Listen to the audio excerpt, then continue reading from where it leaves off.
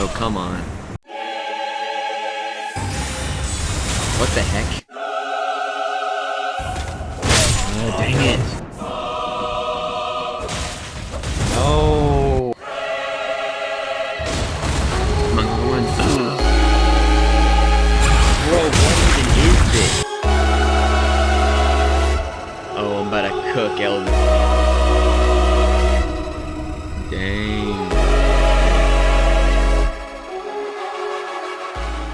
Some of you may know the hit game Elden Ring, known for its giant monsters, beautiful graphics, and insanely hard gameplay.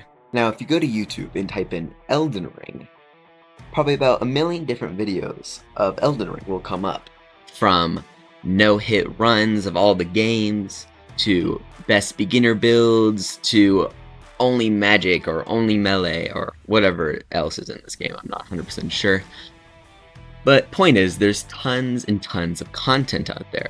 Some of it the same, some of it very unique and different. Now, only if there was someone out there who hasn't seen any of this content, an individual who has never watched an Elden Ring video, and has only seen the beautiful art of this game, and has become interested. Only if there was someone so brave to dive into the massive world of Elden Ring, completely blind, and build his knowledge from the ground up. But who could this unknown hero be? It is I, the Forgotten King, the official champion of Pokemon TCG Pocket,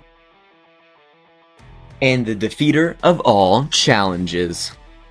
And I'm gonna be honest with you guys, I have never really played any Dark Souls type games. The closest thing to that I've ever played is a game called Mortal Shell, which took me like 3 or 4 months to finally beat, and I think that's considered an easy, like, Dark Souls type game. So I think we're cooked, but I will prevail no matter what. So just that we're clear on the parameters of this challenge, I can have no outside help and assistance in any bosses. Hey guys, Future King here. Sorry if I sound a little different. It's been close to 6 to 8 months. Not because this video is actually taking that long, but because I gave up on the project. But now I'm back, so I'm ready to narrate the rest of this video and tell you guys a story. So if you like this type of content, make sure to like, subscribe, and share. Thank you guys for your support, and let's get into the video. I started the game, of course, by designing my character and building him. I chose the mage class build just because I love magic, always thought it was awesome, and I'm pretty sure the spells in this game are pretty good. And after messing around in the character design screen for a while, I realized I had no clue what I was doing and decided just to give him as much muscle as possible, put on the robe, and hop into the game. I had absolutely no idea what any of these keepsakes did, so I decided to just choose the one called Crimson Amber Medallion. It said something about increasing maximum HP, and that sounds pretty good because I assume I'm going to get hit a lot. If the other ones were way better, I had no clue. Yell at me in the comments. After starting the game, I got one of the coolest intros ever. I'm not 100% sure what any of it means, but I figure it will probably make sense later on. When I finally loaded into the game, I was kind of taken aback because I thought you started at least in view of that big golden tree or next to. So I didn't really understand that you were starting in some kind of castle thing. And I had no clue what all these little ghost figures were running around. I thought they were enemies, but when I tried to attack them or get near them, they didn't do anything.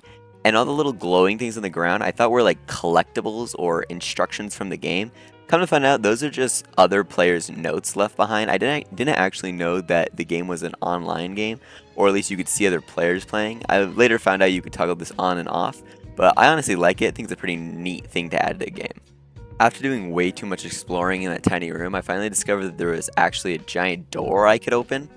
And after kind of wandering around for a little bit, I started to see these red ghosts jumping off the cliff over there. And it's kind of like, it has a little entrance, so I kind of assumed it might have been the next place to go. I read the 2 notes on the ground, and one said something about first off jumping, and the other one said good luck. So I kind of assumed that was the next way to jump into your next battle or progress in the story. Now thinking about it, I don't know why I thought that, because I jumped and it ended up just leading to death. So, you know, first mistakes. After respawning, I ran quickly back to get my, I don't know what you would call it, essence or souls or coin. I'm not 100% sure what it is yet, but I picked it up. And I started to look around, and I realized, oh wait, there's a path leading down the stairs. I'm not 100% sure how I missed that the first time, but I decided to head down there. I then started destroying boxes because I don't know how this game fully works. I don't know if there's collectibles or just like gold or things in the boxes. There isn't actually really anything in the boxes, so that's good to know. So after wandering around for way too long, I finally decided to actually progress in the story and mess with my settings for a little bit. I don't know why I thought there'd be something special hidden. Obviously it's the tutorial area, but I was just looking for some secrets. After doing slightly more wandering, we eventually came across our very first boss, which had a sick intro. Like, that drop-in is tough as frick. I kind of knew this boss was coming. I knew of it. I knew there was a boss in the beginning that you were like expected to lose against. But it was like if you could beat it, you got something. I know there's some kind of war because I know Mortal Shell had something similar, and I heard it referenced to. But I was never prepared for how difficult the controls would be. At this point, I was playing on PC, so I was using the mouse and keyboard, and I still didn't have the keybinds memorized. I ended up switching controller later on because it was just easier that way. But this was actually a really tough fight, and I actually immediately died. I think I hit like twice, and it was over. I finally end up waking up in this underground part of the map, which I come to find out is actually the real tutorial area. The lady on the horse ends up giving us our very first healing item, which is much appreciated. They show us how to use these resting spots to, I think, use S to upgrade or buy spells. I'm not sure how that works exactly, but I figure we'll find out later. It also is the place where we learn to duck and roll and block and swing, which all leads up into our very first boss fight. Now, this was the first boss I didn't actually know about, and I was super hyped to finally use all my new skills I've discovered to take down this boss. Would I be the champion to take down the boss first try? Would I be the forgotten king to rise up and be remembered, or lay among the defeated? And of course, my absolutely horrendous gaming skills kicked in and I missed the first swing and then instantly died. The next 3 to 4 tries were all equally as terrible, resulting in death, death, and more death. At some point, it got so bad that I ended up accidentally getting turned around in the entrance of the boss battle and walking back through the tutorial. I fought like 3 or 4 guys before I finally realized what was happening. I was slowly going insane. On what was probably my 20th try, I finally decided that I was just going to hit him and run away. This was the tutorial boss, and this should not have been taking me as long as it had. I'd sit there and I'd hit him once and back away, and I dodged each attack slowly but surely, taking away at his health. I finally discovered that the freaking magic wand did way more damage, and I don't know why I didn't utilize this before. But now, with one of my first boss defeated, the Forgotten King is that much closer to being remembered. And now it's time to finally get out of the tutorial and get into the real world of Elden Ring.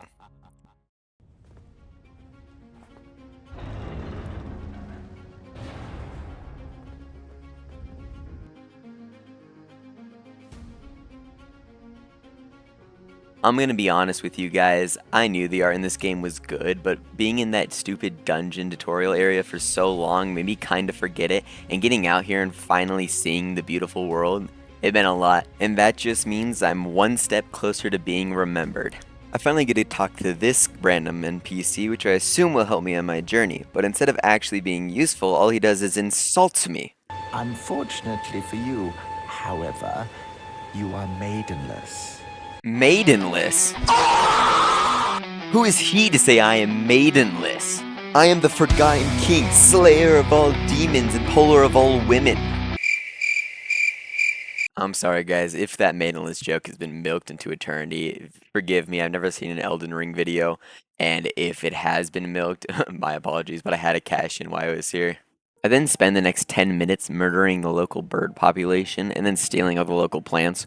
I'm not sure what the plants actually even do, but I assume they're used for something valuable in the future, so I'm going to keep them for now.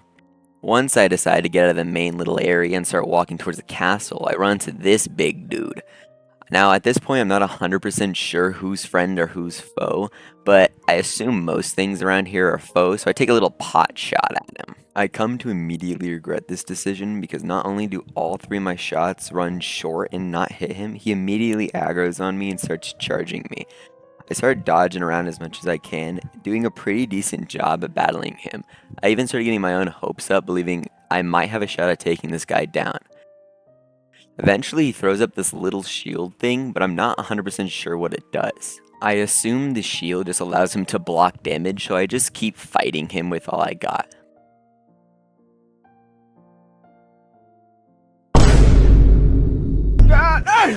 The shield does not, in fact, block damage. After making this lovely discovery, I decided to fight him again, and again, and again, to no avail. I'm starting to see a trend with this game.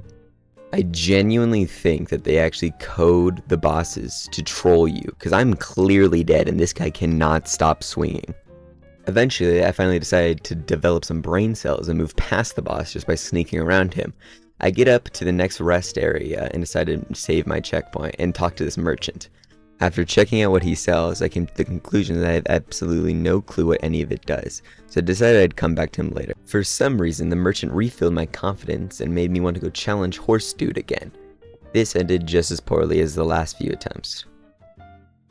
I eventually gave up and started wandering around for the next 15 minutes until I eventually came across this encampment.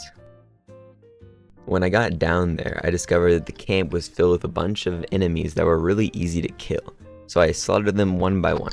Cue the super cool music to make me look really cool and skilled at this game.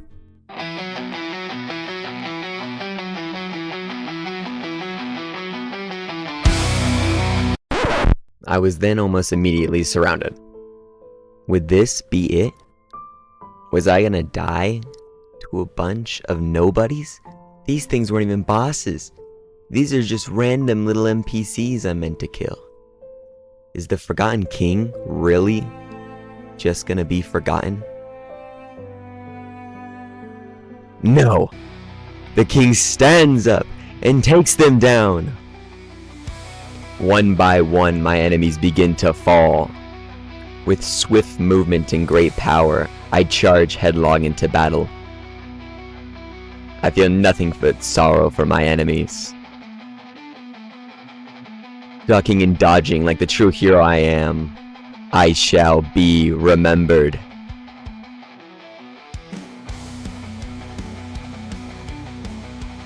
And then there was one, and he fell as swiftly as the last. After defeating all the foes, I felt pretty proud of myself and I began to pillage the rest of the city.